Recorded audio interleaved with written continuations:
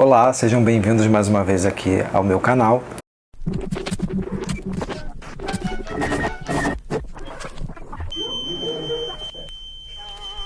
Hoje nós vamos falar sobre essa novelinha do Thomas Mann chamada Mário e o Mágico, uma experiência trágica de viagem. Esse livro foi escrito em 1929 pelo Thomas Mann, mas foi publicado só no ano seguinte, no ano de 1930, e ela relata uma experiência que é inspirada numa experiência particular que o Thomas Mann tinha tido com a família dele, alguns anos antes, mais ou menos ali em 1926, numa viagem que ele faz para um litoral italiano, passa uma temporada de férias com a família. Inspirado nesse episódio da vida pessoal do Thomas Mann, ele escreve essa novela. A novela também vai se passar num contexto, numa cidadezinha litorânea, num balneário ali da Itália, chamada Torre di Venere.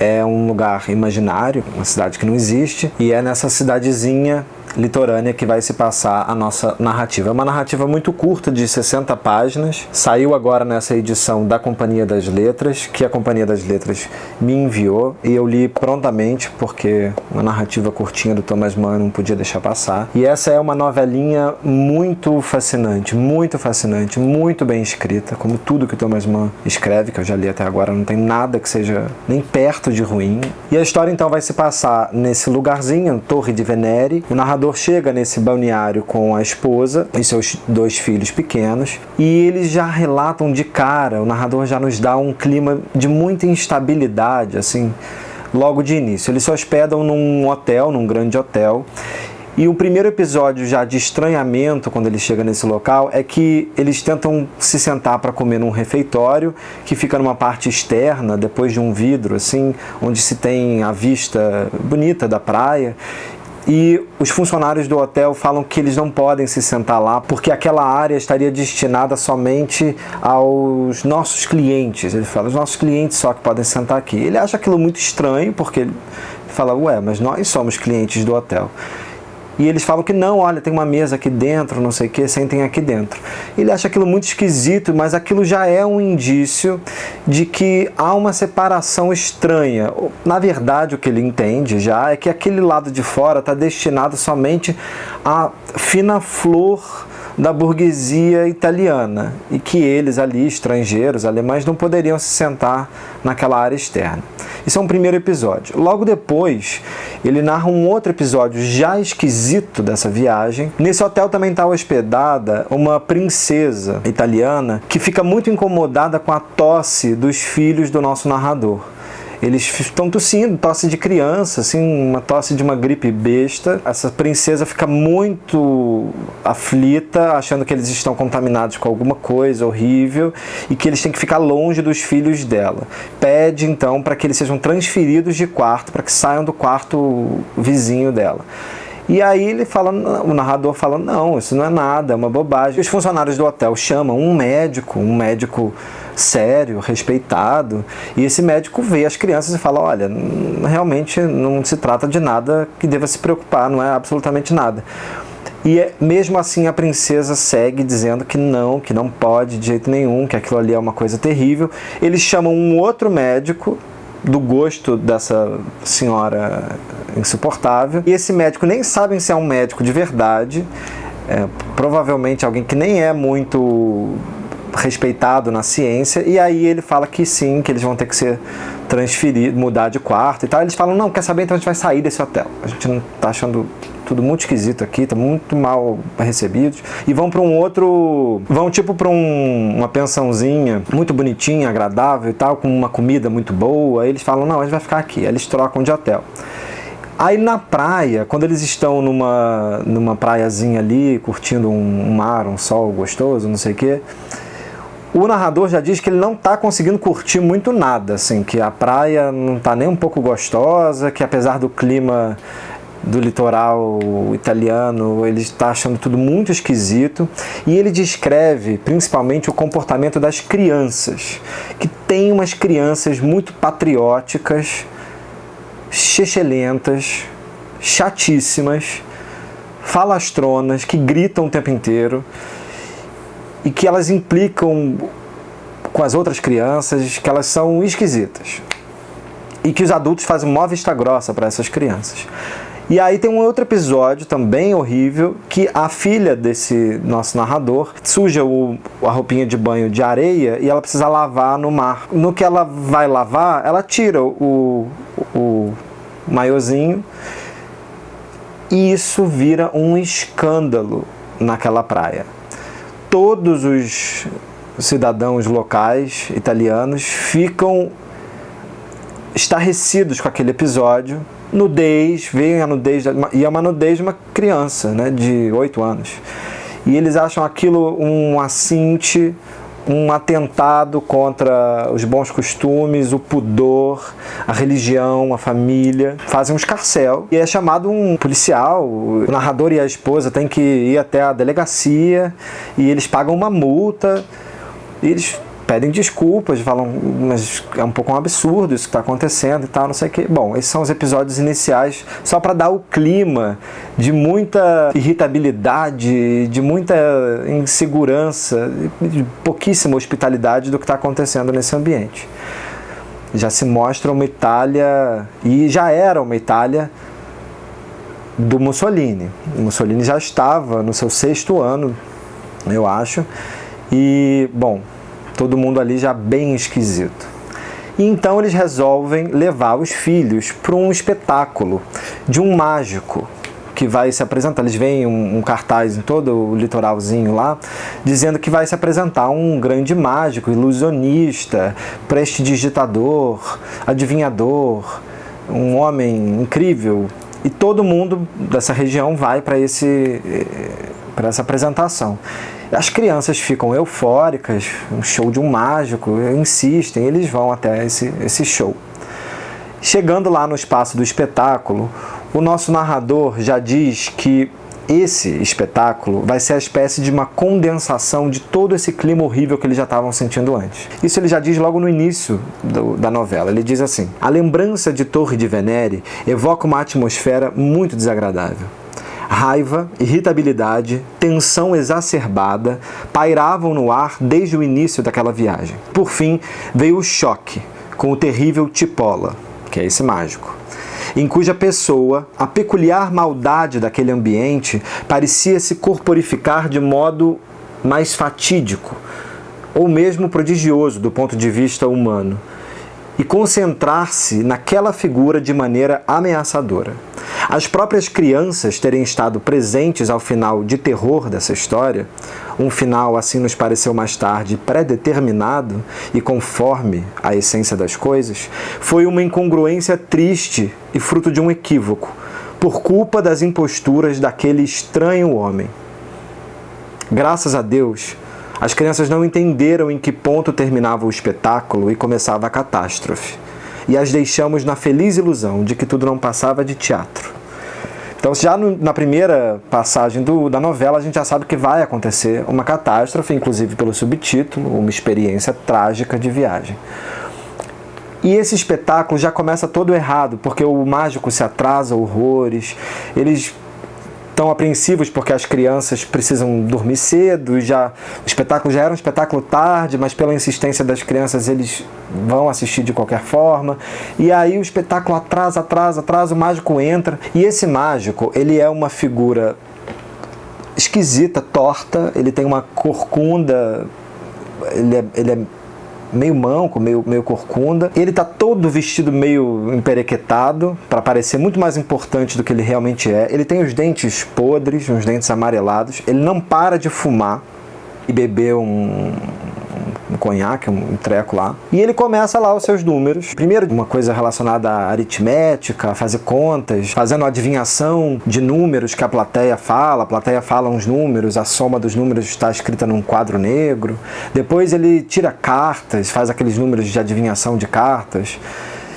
Só que num tom muito autoritário. Depois ele começa a hipnotizar as pessoas. E ele tem um chicote em formato de garra que ele fica estalando no ar o tempo inteiro. E ele vai, aos poucos, fazendo números de hipnose em que ele vai deixando todo mundo numa espécie de transe, em que as pessoas estão achando aquilo esquisito, ao mesmo tempo elas não conseguem deixar de ficar hipnotizadas por essa figura autoritária e perversa, e todo mundo fica, de certa forma, paralisado, extasiado, sem muito saber como reagir àquela violência teatral. O mágico também fala que ele já se apresentou em algum momento em Roma para o irmão do Duce, e chama o Mussolini de Duce. Então, e que aquilo foi um grande prestígio. Então isso já mostra a filiação ao Mussolini do mágico Tipola. E esse mágico, ele é muito grosseiro, ele começa a ser grosseiro com as pessoas que são analfabetas. Tem gente de todas as camadas sociais dessa cidadezinha estão ali assistindo ao espetáculo. Então ele se mostra muito escroto com os pescadores, com os trabalhadores pobres que estão ali assistindo na parte dos ingressos mais baratos daquela casa de shows. Ele chama 2 pescadores que falam que são analfabetos, ele humilha eles, falando que a Itália não é isso, não é lugar de analfabetismo, é um lugar de cultura. Ele trata as mulheres mal, ele hipnotiza a dona dessa pensãozinha em que o narrador está hospedado, e ele faz quase com que ela se apaixone por ele na frente do marido, depois deshipnotiza ela e fala: ó, eu só não continuo porque ela poderia fazer coisas terríveis, e eu, em respeito a você, marido dela, não vou deixar com que ela siga adiante. Então ele se mostra misógino, se mostra xenófobo, é uma coisa horrível. E ele descreve ele como vestido todo de forma meio incorreta, de forma esquisita. Aí ele fala: mas cabe sublinhar que em sua postura, na sua fisionomia, nas suas maneiras, não havia nada de engraçado e nem de burlesco. Então, apesar de toda aquela encenação meio patética, ele diz que ali só se expunha uma estranhíssima seriedade, uma rigidez e uma coisa que eu acho muito importante, uma recusa de todo humorismo. Não tem humor, né? É uma exposição do fascismo mesmo. Um orgulho por vezes irritadiço, inclusive uma espécie de rancor pelo fato dele ser meio aleijado. O que, no entanto, não impediu que de início os seus modos provocassem ainda algumas risadas constrangidas em vários pontos da sala. E aí ele diz o seguinte: mas nós nos divertíamos? Ele se pergunta, será que a gente estava se divertindo vendo isso? Os nossos sentimentos com o Cavaliere Tipola eram muito conflitantes, mas eram também os sentimentos, se não me engano, de toda a sala. E, no entanto, ninguém ia embora. Será que então éramos vítimas de uma fascinação que emanava daquele homem que ganhava o seu pão de maneira tão insólita, fora do roteiro, em meio a artimanhas duvidosas, e que nos paralisava as decisões? Pode ser também que a pura curiosidade estava sendo também levada em conta. A coisa ali era tão peculiar, tão tensa, tão incômoda, tão malsã, tão opressiva quanto em toda a cidadezinha em geral, ou talvez até mais. Tudo se condensava ali. Aquela sala constituía um ponto de convergência de toda a peculiaridade, esquisitice e tensão com que a atmosfera daquela temporada parecia carregada. Até que então, no final, ele chama esse menino, Mário, que é um garçom muito humilde, muito respeitador. Ele descreve com uma fisionomia de uma melancolia assim primitiva. E esse Mário é convocado pelo Tipola e ele é humilhado por esse mágico de uma forma muito pessoal. Ele faz ele se expor ali de uma forma degradante, triste. E então a novela tem um final trágico. Eu não vou revelar para não dar spoiler do fim.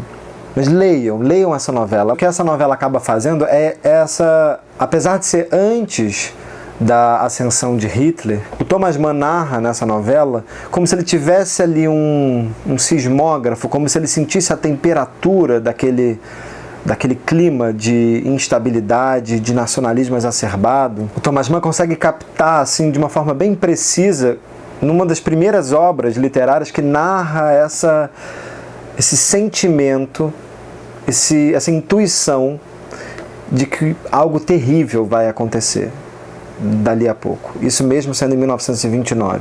Então ela vai antecipar esses regimes totalitários, tanto do Mussolini quanto do Hitler ou de qualquer outro regime totalitário. Esse clima que já estava nesse balneário de tensão, de xenofobia, de um desagrado constante, de uma falta de humor, de uma falta de generosidade. E ele vai centrar isso nessa figura desse ilusionista mau, ruim, mas diante de quem as pessoas não conseguem tomar atitudes e ficam hipnotizadas. O Tipola, ele estala o tempo inteiro esse chicote em formato de garra e fala bala, bala, manda as pessoas, e as pessoas dançam. Tem um momento em que todas as pessoas começam a dançar no palco, hipnotizadas por esse tirano que faz da sua tirania um espetáculo.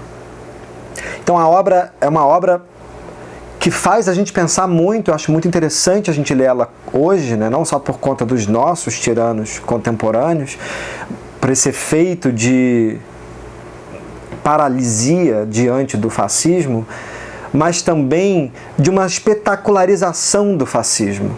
Como que esse mágico se utiliza de recursos fáceis, truqueiros, para poder cativar a atenção. E a gente pode pensar como isso é feito hoje em dia, com os nossos recursos atuais de mídia, de redes sociais, para poder criar um fascínio. Chega a ser fascinante que alguém consiga executar aquelas coisas perversas daquela maneira. Um aspecto da teatralidade do fascismo que é muito interessante, é muito rico para a gente nos tempos atuais. Isso está presente desde a maneira também como o Tipola atrasa de propósito para poder entrar de maneira triunfal. Então, gerar uma espécie de caos na plateia, para que quando ele entre, parece que tudo vai se resolver. Isso era, inclusive, uma tática usada pelos líderes fascistas, tanto Mussolini quanto o Hitler, quando faz as suas aparições públicas. E ele vai narrar nessa plateia desse teatro esse clima também de euforia diante de quase que de um líder político, desse mágico, que as pessoas não conseguem explicar por que elas estão tão eufóricas. Não tem como não vir na mente todas as imagens que a gente viveu recentemente das pessoas gritando mito, mito, mito, que são de arrepiar os cabelos da nuca de qualquer pessoa de bom senso. Como é que funciona essa arte quase mágica, mas de uma magia perversa, que é tão imperativa e ao mesmo tempo hipnótica, deixando o público aparvalhado diante desse domínio terrível, que se dá muito por conta de rancor, né, também. É uma liderança em cima do rancor. Ele fala, os remoques do mágico Tipola exprimiam um autêntico rancor, sobre cujo significado humano uma olhada para o físico seria instrutiva.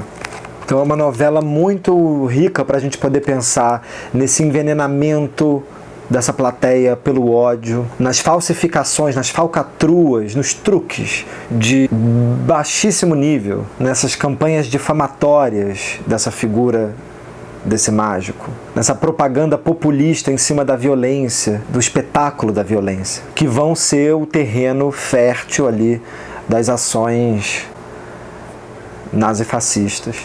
Depois o Thomas Mann vai escrever o grande Dr. Fausto, um grande romance sobre o período da Alemanha sob o domínio do Hitler durante a Segunda Guerra, mas esse é um livro quase premonitório, sentindo o que já estava acontecendo ali. Uma novela excelente, uma pequena joia mesmo do Thomas Mann. Que bom que saiu agora em nova edição, para a gente poder refletir sobre esse poder hipnótico desses mágicos charlatões que botam uma população inteira sob o domínio do seu chicote, para que a gente não se curve, não se deixe entrar no transe de líderes fascistas como o mágico Tipola. É isso.